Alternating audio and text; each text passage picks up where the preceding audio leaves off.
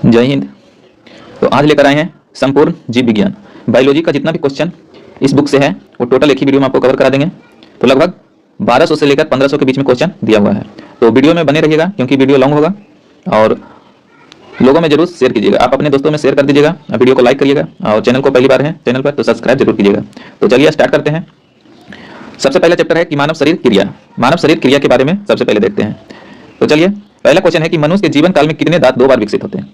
तो जब पूछेगा कि मनुष्य के जीवन काल में कितने दांत 2 बार विकसित होते हैं तो वह होता है 20। पहला होता है दूध का दांत, उसके बाद ये टूट जाता है, फिर ये विकसित होता है। अगर पूछेगा जीवन काल में कितने दांत होता है तो वह होता है 52। कितना दांत हो जाता है? 52। लेकिन पूछेगा कि अभी वर्तमान यानी वयस्क मनुष्य में कितना होता है तो 32 होता है। अगर पूछेगा कि जीवन काल में कितने दांत आते हैं तो 52 हो जाएगा, लेकिन वयस्क मनुष्य में पूछेगा तो हो जाएगा 32 दांत। चलिए आगे देखिए। मानव शरीर में पाचन का अधिकांश भाग किस अंग में संपन्न होता है? तो मानव शरीर में पाचन का अधिकांश भाग जो होता है छोटी आंत में संपन्न होता है। छोटी आंत सबसे लंबी आहार श्रृंखला है, सबसे लंबी आहार श्रृंखला होती है। आगे देखिए कि मनुष्य में पाचन क्रिया प्रारंभ कहां से होता है? तो मनुष्य में पाचन क्रिया प्रारंभ जो होता है मुख से होता है। आगे देखिए कि सर्वप्रथम रक्त परिसंचरण तंत्र का अध्ययन किसने किया था? तो विलियम हार्वे ने किया था। कब किया था? विलियम हार्वे ने किया था। आगे देखिए कि पेसमेकर संबंध किससे है? तो वह है हृदय से। पेसमेकर का संबंध किससे है? तो हृदय से है। आगे देखिए पेसमेकर का कार्य क्या है? तो पेसमेकर का कार्य क्या होता है? तो दिल की धड़कन का प्रारंभ करना। दिल की धड़कन को प्रारंभ करना किसका काम रहता है? तो पेसमेकर का। गति प्रेरक किससे संबंधित है? तो गति प्रेरक संबंधित है हृदय से। आगे है कि किनकी भित्तियों पर रक्त द्वारा डाले गए दबाव को रक्त दाब यानी कि ब्लड प्रेशर कहते हैं, तो वह धमनी को कहा जाता है। किसको कहा जाता है? तो धमनी को कहा जाता है। आगे देखिए कि सोते समय रक्त दाब क्या परिवर्तन होता है? तो घटता है। या क्या होता है? सोते समय रक्त का दाब घट जाता है। आगे देखिए कि मानव रुधिर का पीएच मान कितना होता है? वो होता है 7.4 होता है। आगे देखिए कि मानव रक्त प्लाज्मा में प्राय पानी की प्रतिशत मात्रा कितनी होती है? तो मानव शरीर में जो प्लाज्मा रहता है उसका पानी यानी उसमें पानी का प्रतिशत कितना रहता है? तो 80 से 85 देता है। 80 से 85 यहाँ पे राशि लिखा है, 80 से 85% रहता है, याद रखिएगा।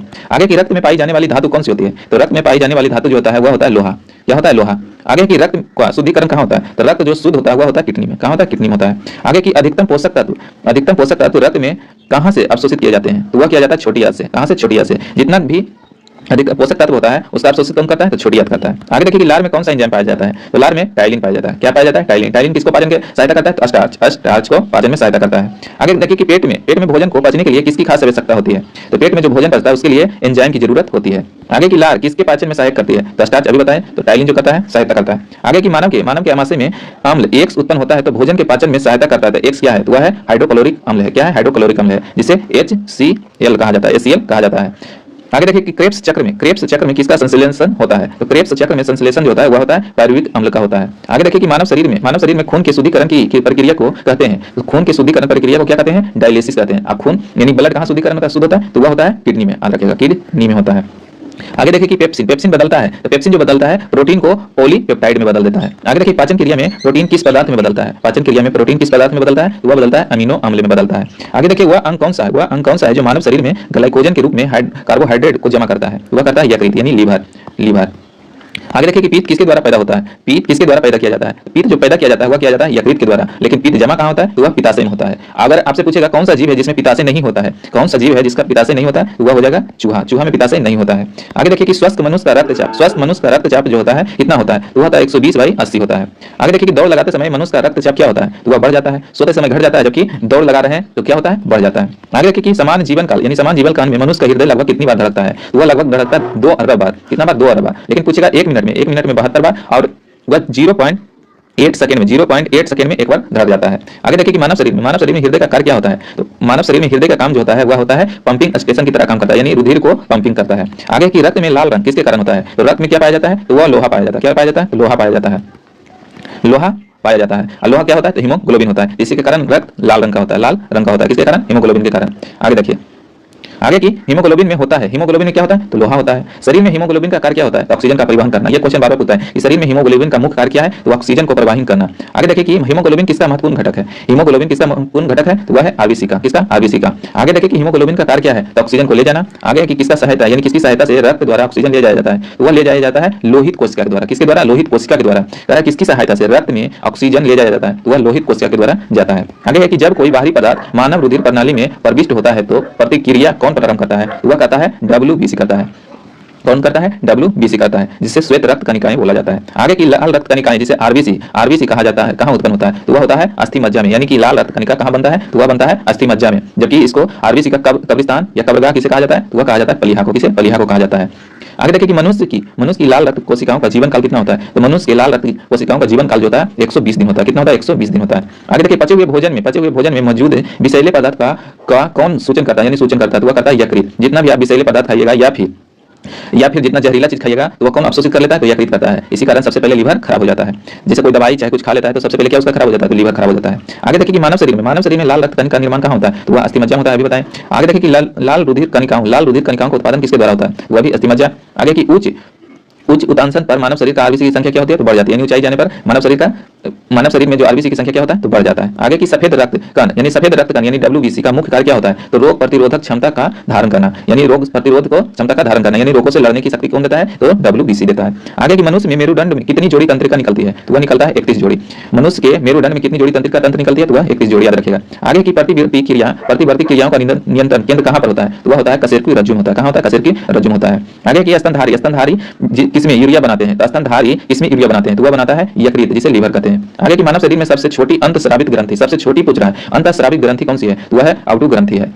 आगे देखिए कि मूत्र का पीला रंग किसकी मजबूती के कारण होता है? तो वह होता है यूरोक्रोम के कारण होता है। मूत्र का जो पीला रंग होता है किसके कारण होता है? यूरोक्रोम के कारण होता है। आगे की गुर्दे का कार्यात्मक इकाई क्या होता है? गुर्दे का कार्यात्मक इकाई क्या होता है? वह होता है नेफ्रॉन होता है। जबकि पूछेगा मस्तिष्क का कार्यात्मक इकाई क्या होता है? तो न्यूरॉन होता है। आगे देखिए किसकी कौन सी क्रिया के कारण मानव शरीर में मिक्सिडीमा होता है? तो वह होता है अवधू ग्रंथि के कारण होता है। आगे देखिए कि मानव शरीर के भीतर खून किसकी उपस्थिति के कारण नहीं जमता है? तो मानव शरीर के भीतर खून किसकी उपस्थिति के कारण नहीं जमता है? तो वह हिप्रेन के कारण नहीं जमता है। आगे की रुधिर के प्लाज्मा में किसके द्वारा एंटीबॉडी निर्मित होती है? तो वह होता है लिम्फोसाइट के कारण। रुधिर के प्लाज्मा में किसके द्वारा एंटीबॉडी निर्मित होता है? तो वह लिम्फोसाइट के द्वारा निर्मित होता है। आगे देखिए कि एंटीजन यानी कि एंटीजन को ही प्रतिजन कहा जाता है। एक ऐसा पदार्थ है जो क्या करता है? तो प्रतिरक्षी के निर्माण को बढ़ावा देता है। आगे है कि आयोडीन युक्त हार्मोन है, तो वह क्या है? तो थायरोक्सिन है।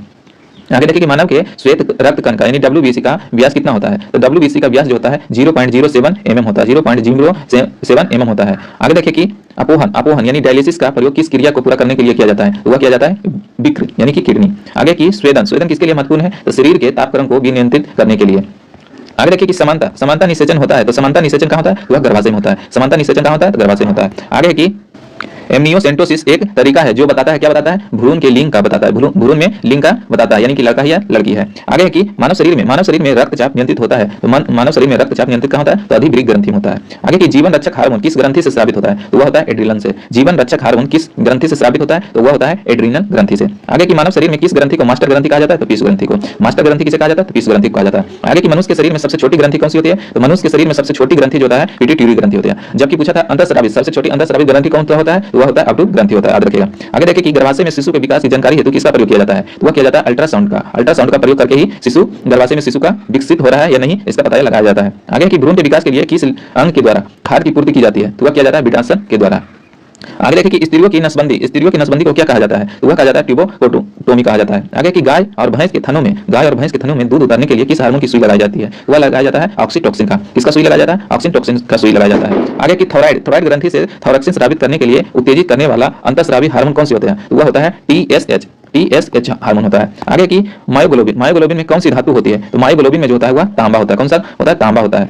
आगे देखिए कि एक वयस्क पुरुष के लिए सामान्यतः हीमोग्लोबिन मात्रा कितना होता है? तो 100 ml रक्त में होता है कितना? 14.5 यानी 14.5 ग्राम होता है। आगे की मानव शरीर का समान तापमान होता है, तो वह होता है ऐसे तो देगा 37 डिग्री देगा, लेकिन ऐसे होता है एक्यूरेट में होता है 36.9 डिग्री सेल्सियस होता है। जबकि केल्विन में कितना होता है? 310 केल्विन होता है। जबकि फ़ारेनहाइट में कितना होता है? 98.6 फ़ारेनहाइट होता है, याद रखिएगा ये तीनों।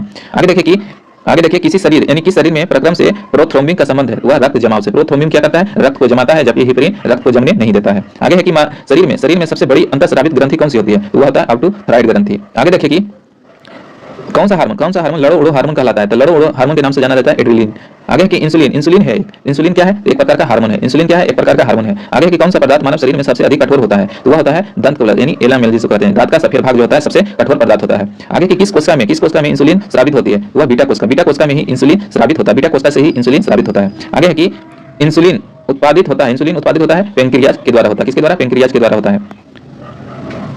आगे देखिए ऑक्सीजन की उपस्थिति में सुक्रोज का यानी CO2 जल में ऊर्जा निम्युक्ति होने के साथ रूपांतरण होने को कहा जाता है, क्या कहा जाता है? वायु श्वसन कहा जाता है। आगे कि हमारी छोड़ी हुई सांस की हवा में CO2 की मात्रा लगभग कितनी होती है? तो वह होता है 4%। कितना होता है? 4%।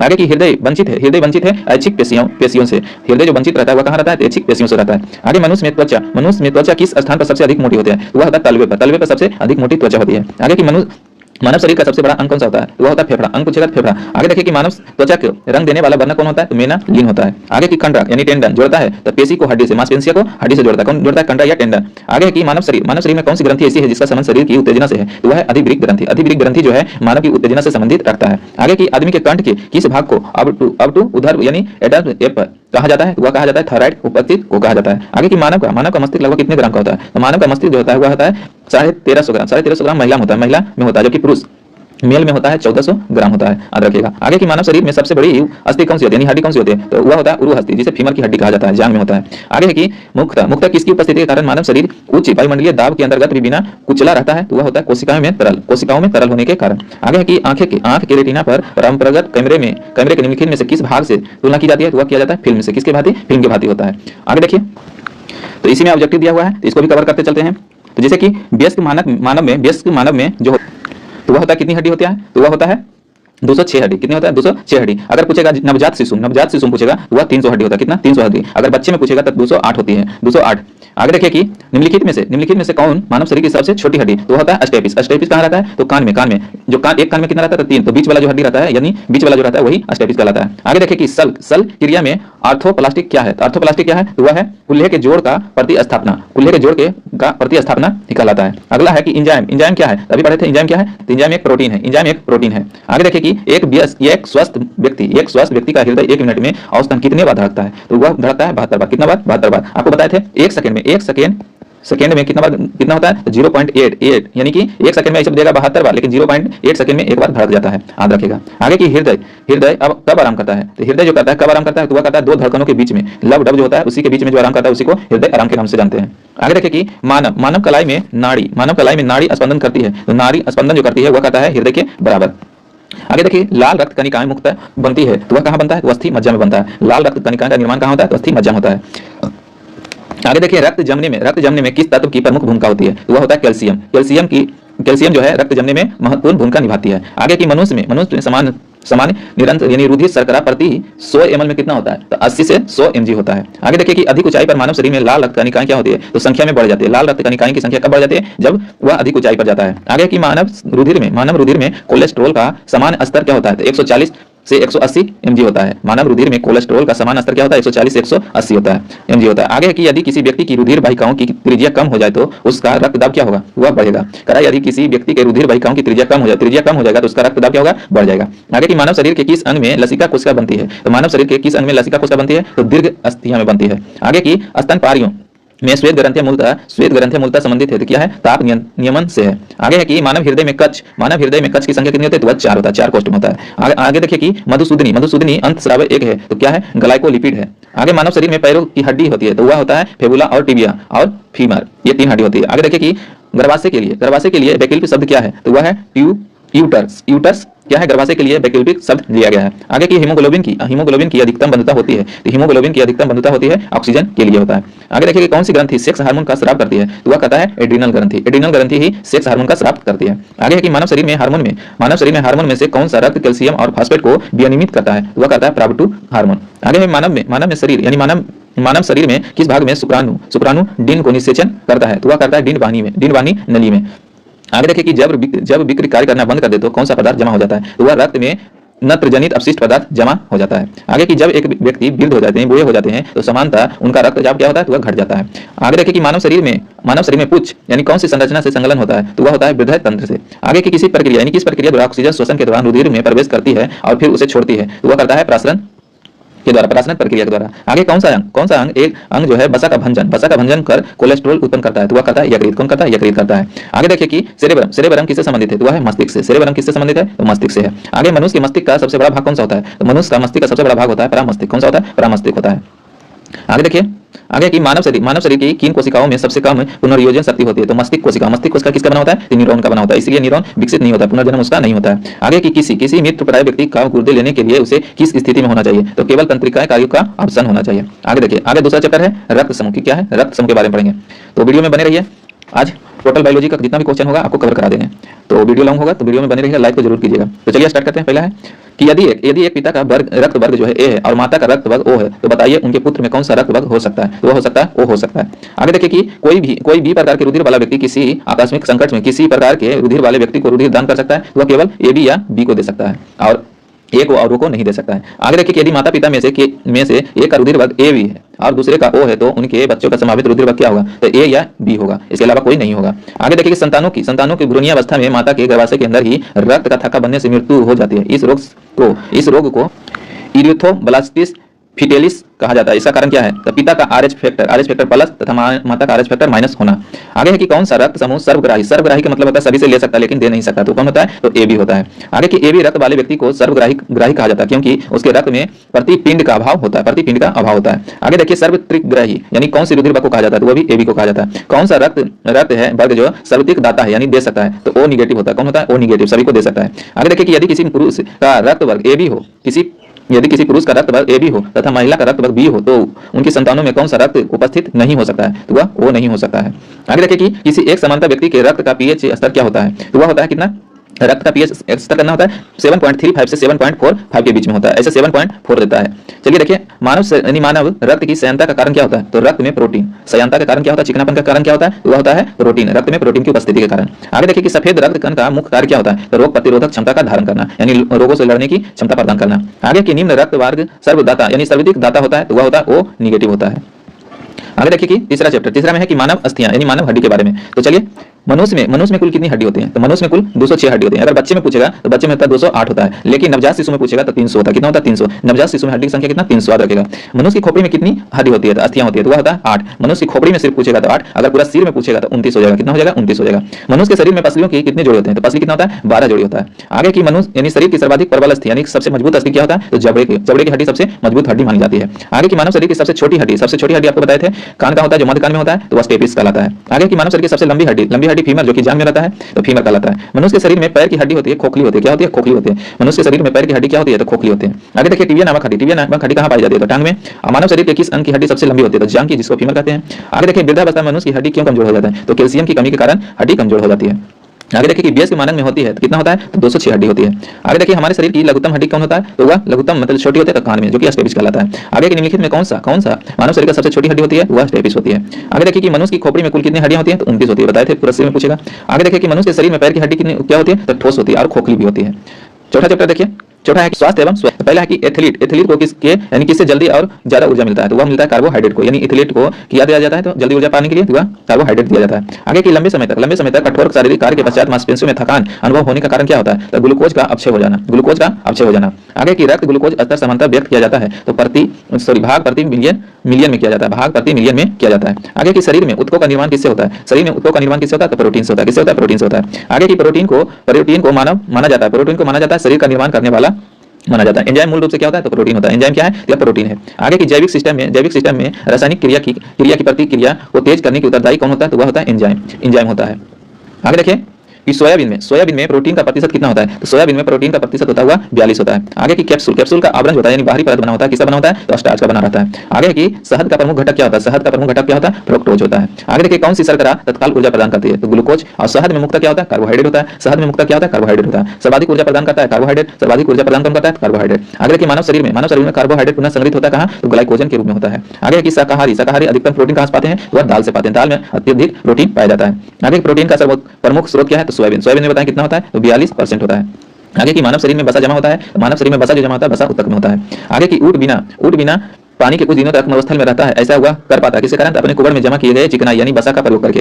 आगे की दांत में क्या होता है? तो कैल्शियम फॉस्फेट होता है। आगे की किस तत्व का संबंध दांतों की विकृति के साथ होता है? तो वह होता है फ्लोरीन। आगे की हृदय की धड़कन को नियंत्रित करने के लिए कौन सा खनिज आवश्यक है? तो हृदय की धड़कन को नियंत्रित करने के लिए कौन सा खनिज आवश्यक है? तो वह है पोटेशियम। आगे की सागरीय खरपतवार किसका महत्वपूर्ण है? तो सागरीय खरपतवार जो होता है वह है आयोडीन का महत्वपूर्ण स्रोत है। आगे की आयोडीन का सर्वोत्तम स्रोत क्या है? तो शैवाल है। आयोडीन का सर्वोत्तम स्रोत क्या है? तो वह शैवाल है। आगे की उपस्थित तथा हड्डियों के निर्माण और संपोषण में आवश्यक तत्व कौन सा होता है? तो वह होता है कैल्शियम। क्या होता है? कैल्शियम। आगे की दाक्ष कोशिका अरक्ता रोग किसकी अपसमानता के कारण होता है? तो लाल रुधिर कणिकाओं के कारण होता है। आगे देखिए, प्रचुर मात्रा में खाद्य प्रोटीन के दो ज्ञात स्रोतों को कौन कौन सा है? तो सोयाबीन और मूंगफली, ये दोनों में प्रोटीन अत्यधिक पाया जाता है। आगे की दूध में प्रोटीन और कार्बोहाइड्रेट के अतिरिक्त पोषकदायक अन्य तत्वों में सम्मिलित है, वह कैल्शियम और पोटेशियम है। आगे की सीमेंट और अस्थियों दोनों का विद्यमान रहता है, यानी सीमेंट में और हड्डी में क्या रहता है? वह कैल्शियम रहता है। आगे है किसकी कमी से एनीमिया रोग होता है? वह लोहा की कमी से क्या होता है? एनीमिया रोग हो जाता है। आगे है कि किस विटामिन का संबंध रक्त थक्का से है? तो वह है विटामिन के रक्त को थक्का बनाने में सहायता करता है। आगे की मानव शरीर में औसतन ऑक्सीजन का तत्व कितना परसेंट होता है? तो वह लगभग होता है 65%। कितना होता है? 65%। यहाँ पर गलत दिया है। आगे देखिए कि पालक के पत्तों में किसकी मात्रा सबसे अधिक होती है? तो आयरन की। साग सब्जी में वैसे भी आयरन की मात्रा सबसे अधिक होती है। आगे सबसे अधिक आयरन किसे पाया जाता है? तो हरी पत्तेदार सब्जियों में। आगे देखिए कि मूत्र के स्रावन को बढ़ाने वाली औषधि क्या होता है? वह होता है डाययूरेटिक होता है। आगे की टाइफाइड से शरीर का कौन सा अंग प्रभावित होता है? तो वह आंत होता है। टाइफाइड से जो हमारे शरीर प्रभावित होता है वह होता है आंत होता है। पेशिश रोग के लिए उत्तरदायी प्रोटोजोआ कौन है? एंटामीबा। आगे की आंखों की दूर दृष्टि की बीमारी किसके कारण होता है? तो वह होता है नेत्र गोलक के छोटे हो जाने के कारण। कह रहा है कि नेत्र गोलक के छोटे हो जाने के कारण क्या हो जाता है? तो दूर दृष्टि बीमारी हो जाता है। आगे की हैजा क्या है? तो हैजा एक जीवाणु है। हैजा जो होता है एक जीवाणु से होता है। आगे की किसकी जांच के लिए? एलिसा टेस्ट जो दिया जाता है एड्स के लिए किया जाता है। आगे की एवियन इन्फ्लुएंजा यानी बर्ड फ्लू विषाणु को किसमें निरूपित करता है? तो वह करता है H5N1 के द्वारा निरूपित करता है। आगे की किसकी कमी से दंत क्षय हो जाता है, यानी दांत झड़ जाता है, तो वह होता है फ्लोरीन की कमी से। आगे की बेरियम मील का उपयोग किया जाता है, तो आहार नली की एक्सरे के लिए किया जाता है। बेरियम मील का उपयोग किया जाता है। आगे देखिए कि गुर्दे पथरी का पता लगाने के लिए किस प्रतिबिंब यंत्र का प्रयोग किया जाता है? तो वह किया जाता है सीटी स्कैन का किया जाता है। आगे की गहरे तले हुए खाद्य पदार्थ में कैंसर जनक होता है। गहरे तले हुए पदार्थ जो होता है कैंसर जनक होता है, क्योंकि इसमें प्रचुर मात्रा में क्या होता है? तो वसा रहता है। आगे की किसी भारी धातु की विषमता यकृत सिरोसिस पैदा करती है, तो वह करता है कॉपर। क्या करता है? कॉपर। किसी भारी धातु की विषमता को यकृत सिरोसिस पैदा करती है, तो वह कॉपर। आगे की मानव शरीर में रक्त की अपर्याप्तता आपूर्ति को कहते हैं, क्या कहते हैं? वह कहा जाता है स्कर्मिया। आगे की टाइफाइड पैदा होता है किसके द्वारा? वह होता है साल्मोनेला टाइफाइड के द्वारा होता है। आगे की बीसीजी प्रतिरक्षण होता है, तो टीबी के लिए। बीसीजी टीका किस लिए लगाया जाता है? टीबी के लिए। आगे की कार्बोहाइड्रेट के अलावा हमारे आहार में ऊर्जा का एक प्रमुख स्रोत क्या है? तो वह वसा है। कार्बोहाइड्रेट के अलावा हमारे शरीर में ऊर्जा का प्रमुख स्रोत क्या है? तो वसा है। आगे की रक्त का थक्का बनाने में इनमें से कौन सा अवयव मदद करता है? तो विटामिन के करता है। बीसीजी का टीका किसके विरुद्ध प्रतिरोधक क्षमता के लिए लगाया जाता है? तो तपेदिक यानी टीबी के लिए। आगे की मानव शरीर संरचना के संदर्भ में एंटीबॉडी होते हैं, तो प्रोटीन्स होता है। क्या होता है? प्रोटीन्स होता है। आगे पीलिया किसके संक्रमण के कारण होता है? तो पीलिया जो होता है यकृत के संक्रमण के कारण होता है। आगे की निमोनिया रोग मानव शरीर के किस अंग को प्रभावित करता है? तो निमोनिया जो होता है फेफड़े को प्रभावित करता है। आगे की पूर्ण स्मृति लोग को किस शब्द द्वारा माना जाता है? वह माना जाता है एमनीसिया के द्वारा माना जाता है। आगे की अरक्ता में किसकी मात्रा कम हो जाती है? अरक्ता में हीमोग्लोबिन की मात्रा कम हो जाती है। आगे की चेचक यानी स्मॉल पॉक्स होने का कारण क्या होता है? तो विरियोला वायरस के कारण होता है। चेचक जो होता है विरियोला वायरस के कारण होता है। आगे की दूध के रंग का किसकी मौजूदगी के कारण थोड़ा पीला होता है? दूध में जो थोड़ा पीला कलर होता है वह किसके कारण होता है? तो कैरोटीन के कारण होता है। आगे की कौन सा रोग वायु के माध्यम से फैलता है? वह फैलता है ट्यूबरकुलोसिस। आगे की अन्य एक समृद्धि स्रोत है, तो क्या है? स्टार्च का। आगे देखिए कैंसर के उपचार के लिए प्रयुक्त रेडियो आइसोटोप क्या होता है? तो वह होता है कार्बोसिक्टिन। अगला की शरीर की विभिन्न गतिविधियों के लिए ऊर्जा का स्रोत क्या है? वह है कार्बोहाइड्रेट है। कौन सा है? कार्बोहाइड्रेट है। आगे देखिए 14 वर्ष तक की आयु के बच्चे के लिए विकसित के लिए सबसे अधिक महत्वपूर्ण चीज क्या है? तो वह प्रोटीन 14 वर्ष की आयु के बच्चे को, यानी 14 वर्ष से कम आयु के बच्चे को प्रोटीन सबसे अधिक देना चाहिए। आगे की पित्त ज्वार संचारित किया जाता है, तो वह किया जाता है एडिस के द्वारा। पित्त ज्वार संचारित किया जाता है एडिस के द्वारा। आगे की मानव शरीर में संक्रमण को रोकने में मदद करने वाला विटामिन कौन है? तो विटामिन ए। और एक चीज याद रखिएगा, विटामिन ए कहां भंडारित रहता है? वह यकृत में रहता है। आगे देखिए कि ईसीजी है, वह क्या है? इलेक्ट्रोकार्डियोग्राफ है। आगे की कौन सा रोग रक्त द्वारा नहीं फैलता है? तो वह टाइफाइड है जो रक्त द्वारा नहीं फैलता है। आगे की विटामिन 6 की कमी से पुरुष में होता है, तो क्या होता है? अरक्ता की कमी होता है। आगे की पीलिया एक प्रतीक है, तो पीलिया क्या है? तो यकृत की एक बीमारी है।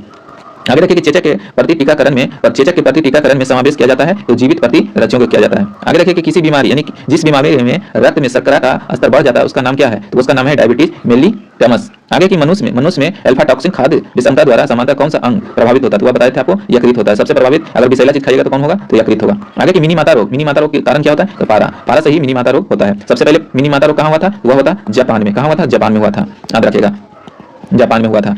आगे की अनुवांशिक रोगों में कौन यौन संबंधित है? तो वह हीमोफीलिया है। हीमोफीलिया जो है यौन संबंधित रोग है। आगे देखिए कि जापानी एन्सेफेलाइटिस का कारक होता है, वह होता है विषाणु। क्या होता है? विषाणु होता है। आगे की दोष युक्त विरक्त वाले व्यक्ति के लिए आपोहन का उपयोग किया जाता है। इनमें से निहित प्रक्रम क्या होता है? तो प्रासरण होता है। आगे की ईईजी में किस अंग का क्रियात्मक प्रणाली संकट होती है? तो वह होता है मस्तिष्क में। ईईजी मस्तिष्क, जब ईसीजी देगा तो हृदय हो जाएगा। आगे की कैसिन दूध होता है, तो वह प्रोटीन होता है। कैसिन दूध में होता है तो प्रोटीन के रूप में। आगे की किस तत्व की कमी के कारण घेंघा रोग होता है? तो घेंघा रोग किसकी कमी के कारण होता है? तो आयोडीन की कमी के कारण होता है। आगे देखिए किसकी उपस्थिति के कारण दूध में मिठास आता है, तो दूध में मिठास जो आता है लैक्टोज के कारण आता है। स्वरों को मानव रिहायशी क्षेत्रों से दूर रखना किसके लिए उन्मूलन में सहायता करता है, तो जापानी एन्सेफेलाइटिस के द्वारा। आगे की घात करो और छिप जाओ नाम से विख्यात विषाणु कौन सा है, तो वह है आरएसबी विषाणु है। आरएसबी विषाणु जो है घात करो और छिप जाओ के नाम से जाना जाता है। आगे की चिकित्सक परामर्श देते हैं कि हमें अपना भोजन वनस्पति घी की अपेक्षा तेल में बनाना चाहिए, क्योंकि तेल में असंतृप्त वसा होती है। आगे देखिए कोलेस्ट्रॉल क्या है, तो कोलेस्ट्रॉल जंतु वसा में उपस्थित वसीय अल्कोहल है। आगे देखिए कि आहार में लवण का मुख्य उपयोग क्या है, तो भोजन के पाचन के लिए अपेक्षित हाइड्रोक्लोरिक अम्ल लघु मात्रा में पैदा करना होता है। आगे की वसा में घुलनशील विटामिन होता है, तो वसा में घुलनशील विटामिन जो होता है कैल्सिफेरॉल, कीरोटिन और टोकोफेरॉल होता है।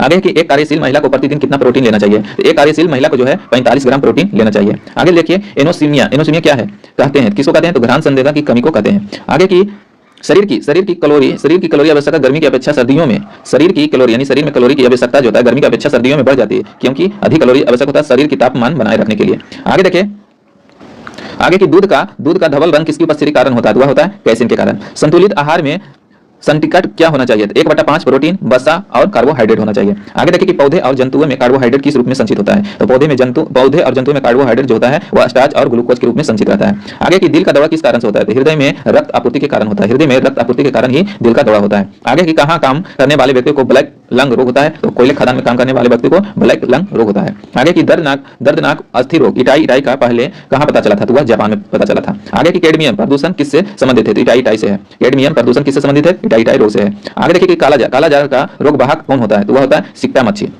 आगे देखिए कि चेचक के लिए टीके का आविष्कार किसने किया था, तो चेचक के टीके का आविष्कार जो किया था लुईस पास्चर ने किया था। आगे की श्वेत फुस्फुस रोग पाया जाता है, श्वेत फुस्फुस रोग जो पाया जाता है सीमेंट उद्योग के कर्मचारियों को। आगे की एड्स विषाणु के लिए सबसे ज्यादा आजमाई गई दवा कौन सा है, तो वह है जीडोबुडिन है। आगे की किस सूक्ष्म जीव के द्वारा हेपेटाइटिस बी की बीमारी होती है, तो किस सूक्ष्म जीव के द्वारा हेपेटाइटिस बी की बीमारी होती है, वह होता है वायरस के द्वारा। आगे देखिए एस्बेस्टस के कारण होने वाला प्रमुख रोग क्या होता है, तो वह होता है एम्फेसेमा होता है। आगे देखिए कि स्कर्वी रोग के इलाज में उपयोग किया जाता है, तो आंवला। आगे देखिए ऑब्जेक्टिव है कि भोजन के वर्ग में प्रति यूनिट कैलोरी की मात्रा सर्वाधिक होती है। भोजन के वर्ग में प्रति यूनिट कैलोरी की मात्रा सर्वाधिक होती है, तो किसमें होता है, तो वसा में होता है। आगे देखिए कि प्रोटीन की अधिकतम मात्रा पाई जाती है, तो प्रोटीन की अधिकतम मात्रा पाई जाती है सोयाबीन में, कितना 42% पाया जाता है। आगे देखिए सर्वाधिक प्रोटीन मात्रा होती है, तो वह होता है सोयाबीन में। और नीम में से किस फल में लोह की प्रचुर मात्रा पाया जाता है, तो वह पाया जाता है करौंदा में सबसे ज्यादा लौह पाया जाता है। आगे देखिए कि दूध किस बैक्टीरिया के कारण खराब होता है, तो वह होता है लैक्टोबैसिलस बैक्टीरिया के कारण ही दूध खराब होता है। गाय के दूध के हल्के पीले रंग का कारण क्या होता है, तो कैरोटीन के कारण ही गाय का दूध जो है हल्का पीला होता है। आगे देखिए कि बीएमडी परीक्षण किया जाता है पाचन यानी किसके पाचन के लिए, वह किया जाता है ऑस्टियोपोरोसिस की। अगला है कि एड्स होता है, तो वह विषाणु से होता है, किससे होता है, विषाणु से होता है।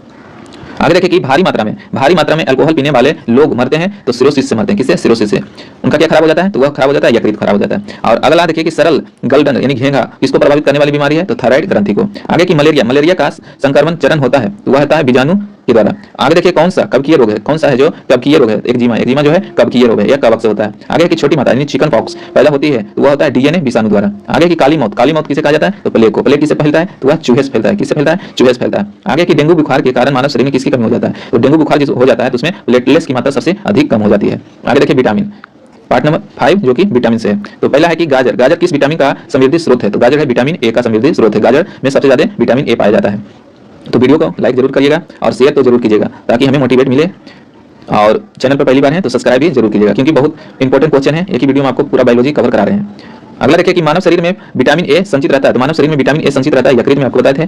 थायमिन क्या है, तो थायमिन विटामिन बी को कहा जाता है। आगे की जिस विटामिन को कोबाल्ट कहते हैं वह क्या है, तो विटामिन बी12 है। आगे की बच्चों में अंगों की अस्थियां मुड़ जाती है, यदि किसी कमी होती है तो विटामिन डी की कमी होती है। यानी बच्चों में हड्डी जो मुड़ जाती है किसकी कमी के कारण होता है, विटामिन डी की कमी के कारण। विटामिन डी हमें किससे प्राप्त होता है, तो वह सूर्य के प्रकाश से होता है। आगे देखिए कि विटामिन बी2 का अन्य नाम क्या है, तो वह है राइबोफ्लोविन। आगे की एक कठोर परिश्रम करने वाले पुरुष की दैनिक ऊर्जा की आवश्यकता कितना होता है, तो 4000 कैलोरी होता है, कितना 4000 किलो कैलोरी होता है। आगे की साइनोकोलामाइन क्या है, तो विटामिन बी का अन्य नाम है। आगे की विटामिन जो खट्टे फलों में पाया जाता है तथा चर्म को स्वस्थ रखने के लिए जरूरी होता है, विटामिन सी सबसे ज्यादा किससे मिलता है, तो आंवला से मिलता है। विटामिन सी का सर्वोत्तम स्रोत क्या है, तो आंवला है। आगे देखिए कि किस विटामिन की कमी के कारण मसूड़े में रक्त आता है, तो मसूड़े में रक्त जो आता है विटामिन सी की कमी के कारण आता है। आगे की विटामिन सी का रासायनिक नाम क्या है, वह है अस्कर्बिक अम्ल है। आगे की किस सब्जी से प्राप्त न होने वाला विटामिन है, तो विटामिन डी हमें कहां से प्राप्त होता है, तो सूर्य से प्राप्त होता है। किससे होता है, सूर्य से प्राप्त होता है। आगे देखिए प्रातःकालीन धूप में मानव शरीर का कौन सा विटामिन उत्पन्न होता है, तो विटामिन डी होता है। तत्काल विटामिन कौन सा बनता है, ये डी ही बनता है। आगे की मछलियों के यकृत के तेल में, यकृत मतलब लीवर के तेल में किसकी प्रचुर मात्रा होती है, तो विटामिन डी की मात्रा अधिक होती है। आगे की विटामिन डी के सर्जन में क्या पाया जाता है, तो वह पाया जाता है कैल्सिफेरॉल पाया जाता है। आगे विटामिन ई तक किसके लिए महत्वपूर्ण है? तो लिंग ग्रंथियों की समान क्रिया से है। आगे देखिए कि क्वेश्चन ऑब्जेक्टिव में है कि रक्त का थक्का बनाने में किस विटामिन की आवश्यकता पड़ती है? तो विटामिन के की आवश्यकता पड़ती है। विटामिन ई का रासायनिक नाम क्या है? तो टोकोफेरॉल है। टोकोफेरॉल विटामिन ई को कहा जाता है। आगे देखिए रक्त स्कंदन में कौन सा विटामिन क्रियाशील होता है? तो विटामिन के।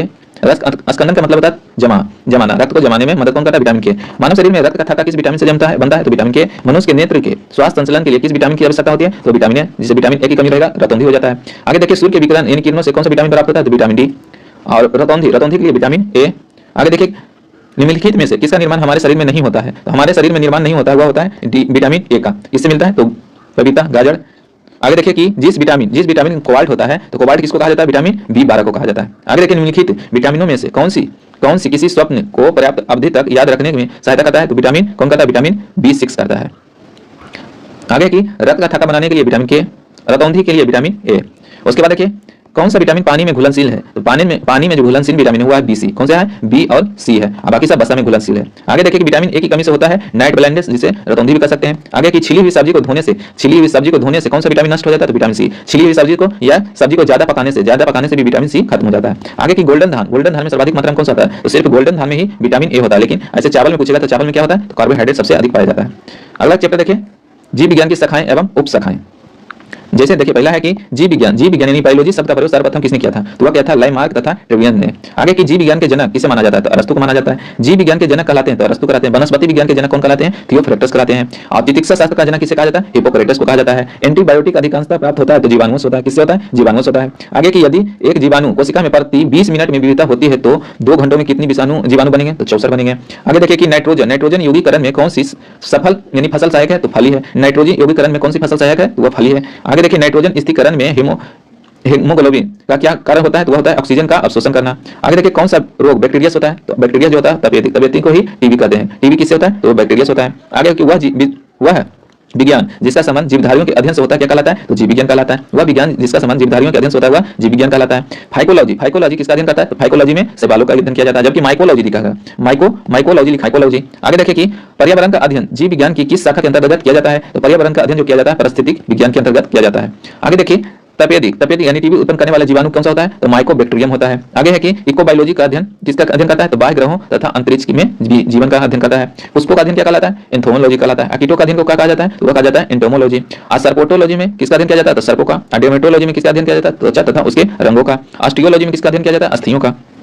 चैप्टर 7 देखिए। चैप्टर 7 में है कि अन्य तत्व जैसे कि है प्रतिशत खाद परीक्षण में मदद करता है तो जैव रासायनिक अभिक्रिया की दर को कम करता है। आगे की जैव निम्नलिखित अपशिष्ट को किसकी सहायता से उपयोगी पदार्थ में रूपांतरित किया जाता है? तो वह जीवाणु को। आगे की किसके द्वारा दूध खट्टा होता है? बैक्टीरिया के द्वारा। उसमें से कौन सा बैक्टीरिया रहता है? तो लैक्टोबैक्सिलस। आगे की दूध के दही के रूप में जमने का कारण है लैक्टोबैक्सिलस। आगे की एचआईवी होने वाला रोग कौन है? तो एड्स है। एचआईवी से कौन सा रोग होता है? तो एड्स होता है। एड्स वायरस क्या होता है? एड्स वायरस जो होता है एक सूची आरएनए होता है। आगे की एड्स का कारण क्या होता है? तो वायरस। एड्स का कारण क्या होता है? तो वायरस होता है। एचआईवी का फुल फॉर्म क्या होता है? एचआईवी का फुल फॉर्म होता है डिसेंसी वायरस होता है। आगे की एड्स फैलता है शारीरिक संपर्क से फैलता है। विषाणु में क्या होता है? तो विषाणु में न्यूक्लिक एसिड और प्रोटीन होता है। सार्स क्या है? तो सार्स एक विषाणु जनित रोग है। आगे है कि खसरा किस संक्रमण के कारण होता है? तो वह विषाणु से होता है। खसरा जो होता है विषाणु से होता है। कौन सा रोग जी विषाणु के कारण होता है? तो चेचक को ही बड़ी माता कहते हैं।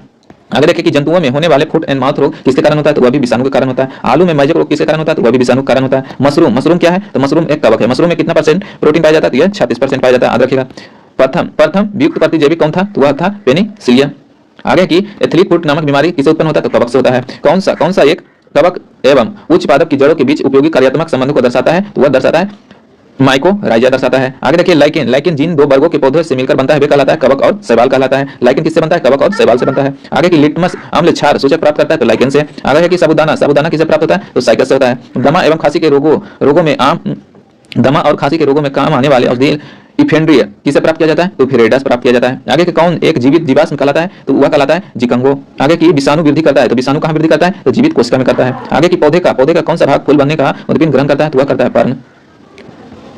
आगे देखिए कि कुरिंजी पुष्प के 12 वर्ष के एक बार खिलने का कारण क्या होता है? तो वह होता है फ्लोरेंस श्राप का कारण होता है। संसार का सबसे छोटा पुष्प कौन सा होता है? गुल्फिया होता है। फूलगोभी में पौधे का उपयोग भाग कौन सा होता है? तो ताजा पुष्प समूह होता है। आगे की 20 का सबसे बड़ा पुष्प कौन सा होता है? वह होता है रेफिलेसिया होता है। जीवन चक्र की दृष्टि से पौधे का सबसे महत्वपूर्ण अंग कौन सा होता है? तो पुष्प होता है। आगे की प्याज में खाद्य योग्य भाग कौन सा होता है? तो तना होता है। आलू क्या है? रूपांतरित तना है। आगे की तारपीन का तेल प्राप्त किया जाता है तो चीड़ के पेड़ से। आगे सामान्य प्रयोग में आने वाला मसाला लौंग कहां से प्राप्त किया जाता है? तो फूल की कली से किया जाता है। सामान्य प्रयोग में आने वाला मसाला लौंग कहां से प्राप्त किया जाता है? फूल की कली से प्राप्त किया जाता है।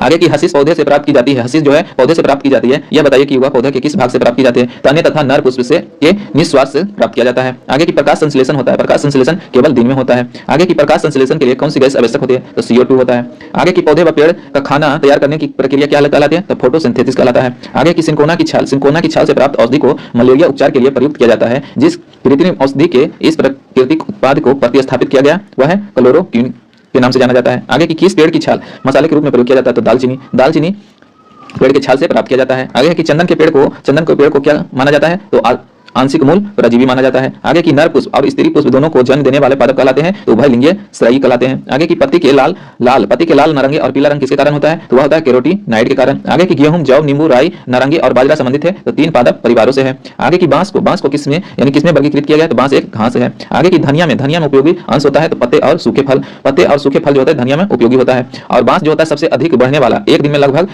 1 फीट बढ़ जाता है। कितना बढ़ जाता है, 1 फीट बढ़ जाता है। आगे की जैव ईंधन किसके बीज से प्राप्त होता है, तो वह होता है जेट्रोफा से होता है। किस पादप को शाक्य भारतीय डॉक्टर कहा जाता है, तो शाक्य भारतीय डॉक्टर के नाम से जाना जाता है आंवला को। आगे देखिए कि बाएं महाधमनी चाप इनमें दिखाई देता है, तो स्तनपायी में दिखाई देता है। आगे की लिटमस प्राप्त होता है, तो लिटमस जो प्राप्त होता है लाइकेन से प्राप्त होता है। आगे की किस फसल में एजोला बिना जैव उर्वरक का प्रयोग किया जाता है, तो वह किया जाता है चावल में। आगे देखिए कि चिलगोजा किस एक प्रजाति के बीज से प्राप्त किया जाता है, तो पाइन के प्रजाति से प्राप्त किया जाता है। अगला की फलीदार पादपों की जड़ों में उपस्थित कंठों में पाए जाने वाला नेत्रजन स्थिरीकरण जीवाणु है, तो वह है सहजीवी होता है। आगे की जड़ें धनात्मक भूमि पुनर्वर्तन होती है, अधिकांश होता है। आगे की पेड़ की पत्तियों में पाए जाने वाला हरा पदार्थ क्या कहलाता है, क्लोरोफिल कहलाता है। आगे की प्रकाश संश्लेषण की क्रिया उत्पन्न होती है CO2 यानी कार्बन डाइऑक्साइड, पानी तथा क्लोरोफिल से। आगे देखिए कि प्रयोगशाला में सर्वप्रथम डीएनए का संश्लेषण किया था हरगोबिंद खुराना ने किया था। प्रयोगशाला में डीएनए का संश्लेषण किसने किया था, तो हरगोबिंद खुराना ने किया था। आगे की जीन शब्द का सर्वप्रथम प्रयोग किसने किया था, तो जोहानसन ने किया था। आगे देखिए किसके द्वारा अनुवांशिकता के विज्ञान को अनुवांशिक कहा जाता है, तो वह वाटसन को कहा जाता है। आगे की अनुवांशिक उत्परिवर्तन होता है, तो क्रोमोसोम में होता है। अनुवांशिक उत्परिवर्तन जो होता है कहां होता है, क्रोमोसोम में होता है। डीएनए के द्विहेक्सल प्रारूप को पहली बार किसने प्रतिपादित किया था, तो वाटसन एवं क्रिक ने किया था। कोशिका की आत्महत्या की थैली किसे कहा जाता है, लाइसोसोम को कहा जाता है। लाइसोसोम में पाए जाने वाला वह एंजाइम जिसमें जीव द्रव को घुला देने या नष्ट कर देने की क्षमता होती है कहलाता है हाइड्रोलाइटिक एंजाइम कहलाता है। आगे देखिए कि 80% से अधिक सेल यानी कोशिका में पाए जाने वाला पदार्थ क्या होता है, तो जल होता है। यानी कोशिका में 80% से अधिक किस पदार्थ पाया जाता है, वह जल पाया जाता है। आगे किसकी उपस्थिति के कारण किसी पादप कोशिका और पशु कोशिका में अंदर पाया जाता है, तो कोशिका भित्ति पाया जाता है। आगे है कि गोल्जी कॉइल का प्रमुख कार्य क्या होता है, तो स्रावित होता है। आगे की एक काष्ठीय पौधे की आंतरिक छाल का मुख्य कार्य क्या होता है, तो पत्तियों से पौधे के अन्य भागों को खाद्य परिवहन करना होता है।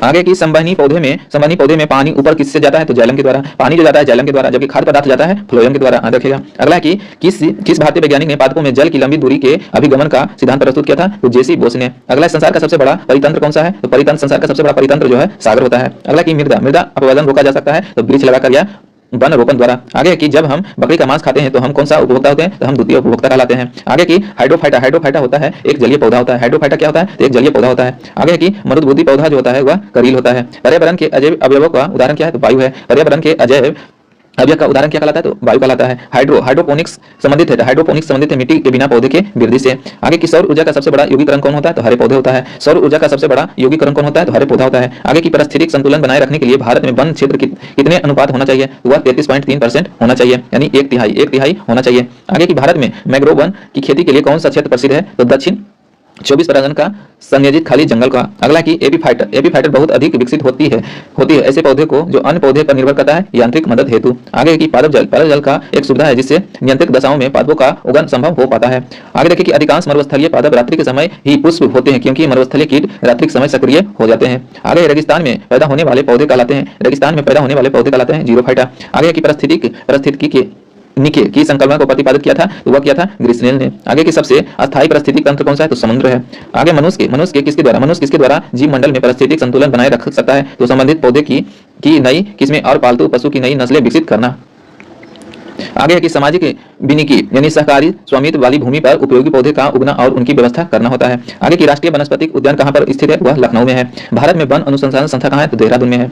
आगे की पृथ्वी का विशालतम पारिस्थितिक तंत्र कौन होता है, जलमंडल होता है। आगे देखिए कि एक कृत्रिम पारिस्थितिक तंत्र निरूपित करता है, तो वह जलीय जीव लाशा द्वारा प्रतीत करता है। आगे की रेड डाटा बुक उन जातियों के बारे में जानकारी देता है जो कि संकट ग्रस्त होता है। आगे की भारत में पारिस्थितिक असंतुलन कौन एक प्रमुख कारण है, तो वह है वनोन्मूलन का है। आगे की ताल पारिस्थितिक तंत्र की स्थिरता निर्भर करती है, तो वह करता है उत्पादकों और उपभोक्ताओं पर करता है। आगे की प्राकृतिक के संतुलन को तय करने वाला मुख्य कारण क्या होता है, तो मानव गतिविधियां होता है।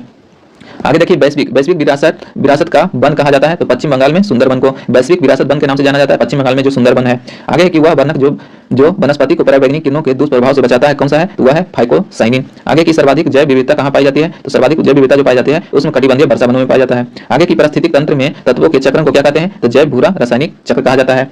जैव भूरा रासायनिक चक्र कहा जाता है। आगे की चिपको आंदोलन मूल रूप से किससे विरुद्ध है? किसके विरुद्ध था? तो वन कटाई से।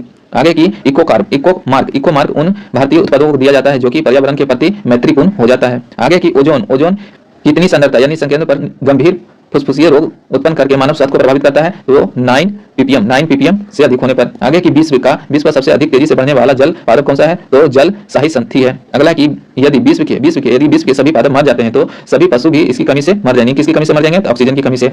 आगे देखिए कि जब पादप विविधता को प्राकृतिक आवास में संरक्षित किया जाता है तो इस संरक्षण को क्या कहते हैं? तो वह कहते हैं स्वस्थानीय। आगे है कि अत्यधिक वनोन्मूलन का सबसे अधिक खतरनाक प्रभाव क्या होता है? तो मृदा अपवर्तन होता है। क्या होता है? मृदा अपवर्तन होता है। आगे देखिए कि चारण आहार श्रृंखला के आधार तल में जीव होता है तो वह उत्पाद होता है। आगे देखिए कि पर्यावरणीय ओजोन के साथ मूलतः संबंधित संगठन है तो वह है नेरी। आगे की मैंग्रोव वन पर वैश्विक तापमान का प्रभाव क्या पड़ता है? तो मैंग्रोव वन के विशाल क्षेत्रों का जलमग्न को हो जाएंगे। आगे की दो भिन्न समुदाय के बीच का संक्रमित क्षेत्र क्या कहलाता है? वह कहलाता है इकोटोन कहलाता है। आगे की एक मनुष्य के जीवन को पूर्ण रूप से धारणीय करने के लिए आवश्यक न्यूनतम भूमि को क्या कहा जाता है? तो वह कहा जाता है पारिस्थितिक पद छाप कहा जाता है। आगे की डीएनए का डबल हेक्सेन मॉडल किसने दिया था? तो वाटसन एवं क्रिक ने दिया था।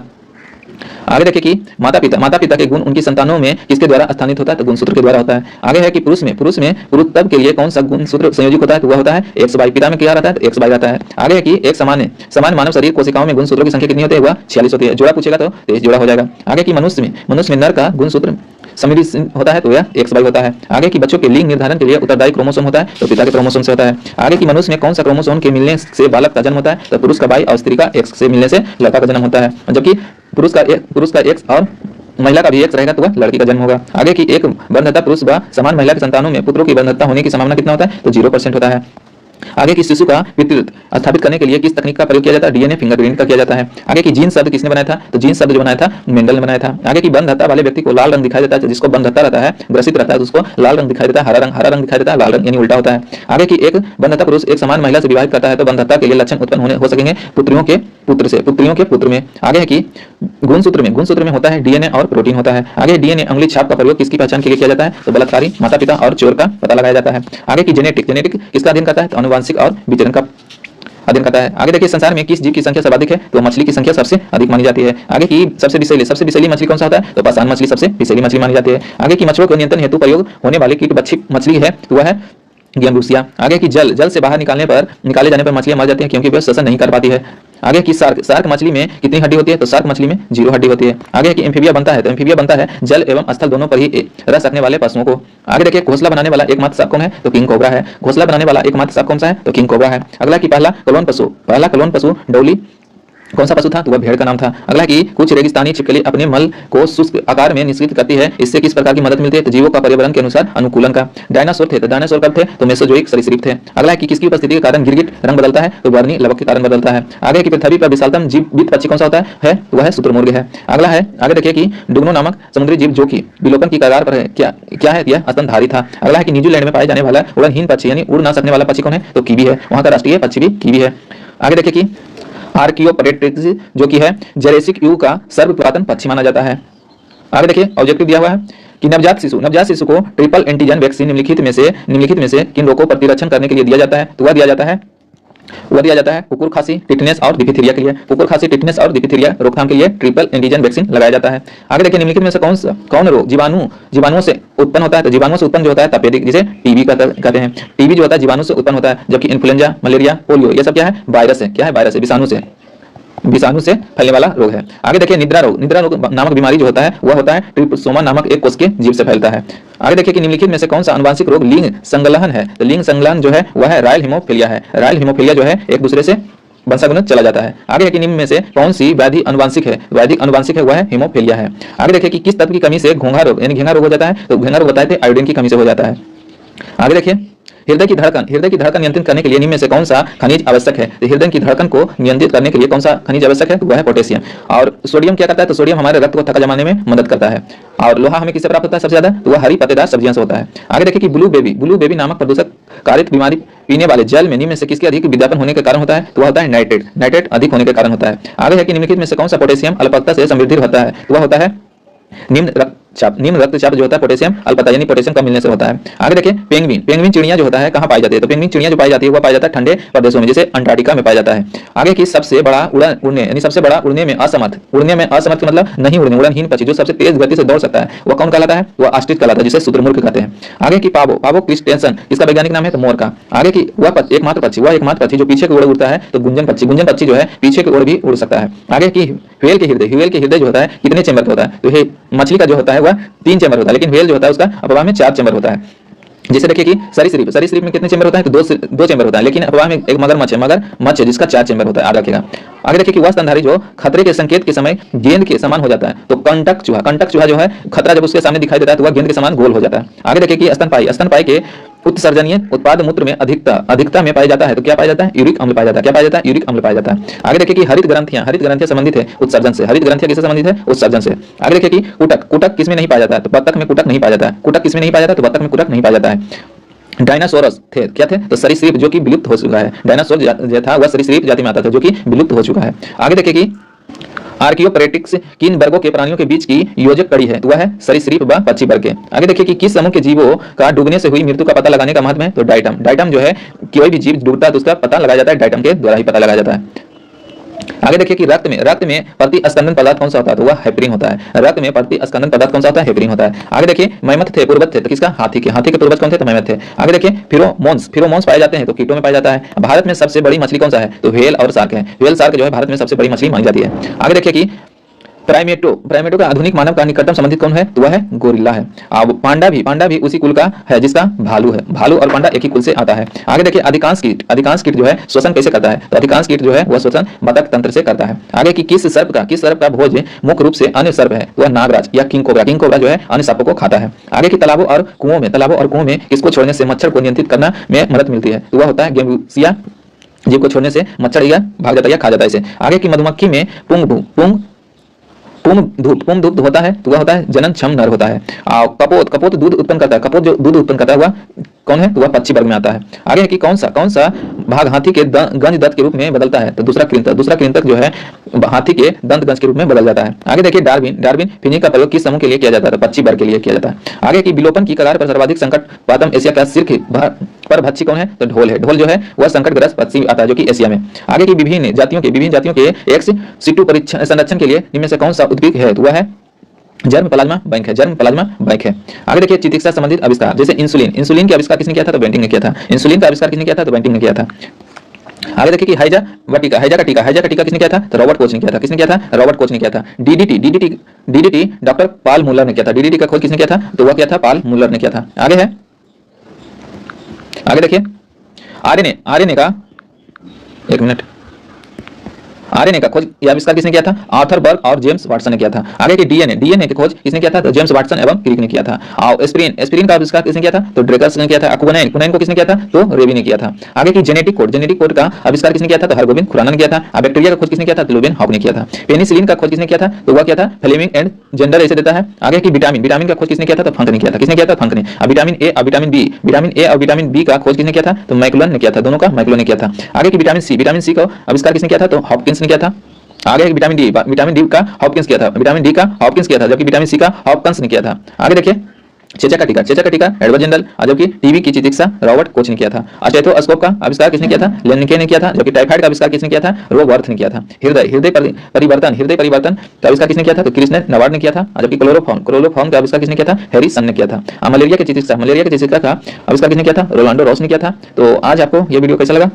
इसके बाद आपको लेकर आएंगे कंप्यूटर से, जिसमें एक ही वीडियो में टोटल कंप्यूटर आपको कवर करा देंगे। तो आज हम बायोलॉजी में पढ़े लगभग 8-9 चैप्टर जो इस बुक में दिया हुआ है वन लाइनर के पर्पस में। तो आपको ये वीडियो कैसा लगा आप कमेंट बॉक्स में जरूर करिएगा, शेयर कीजिएगा। तो आज जीव विज्ञान में मानव शरीर की क्रिया पढ़े, उसके बाद पढ़े रक्त समूह के बारे में, उसके बाद पढ़े मानव अस्थियां के बारे में, उसके बाद पढ़े स्वास्थ्य एवं पोषण के बारे में, उसके बाद पढ़े विटामिन के बारे में, उसके बाद पढ़े जीव विज्ञान की शाखाएं एवं उपशाखाएं के बारे में, उसके बाद पढ़ें अन्य तत्व, उसके बाद पढ़ें अन्य तत्व के बारे में पढ़ें। तो आपको ये वीडियो कैसा लगा आप जरूर शेयर कीजिएगा, लाइक कीजिए, लाइक तो जरूर कीजिएगा जिससे हमें मोटिवेशन मिलता रहे। तो आज के लिए इतना ही, तब तक के लिए जय हिंद, जय भारत।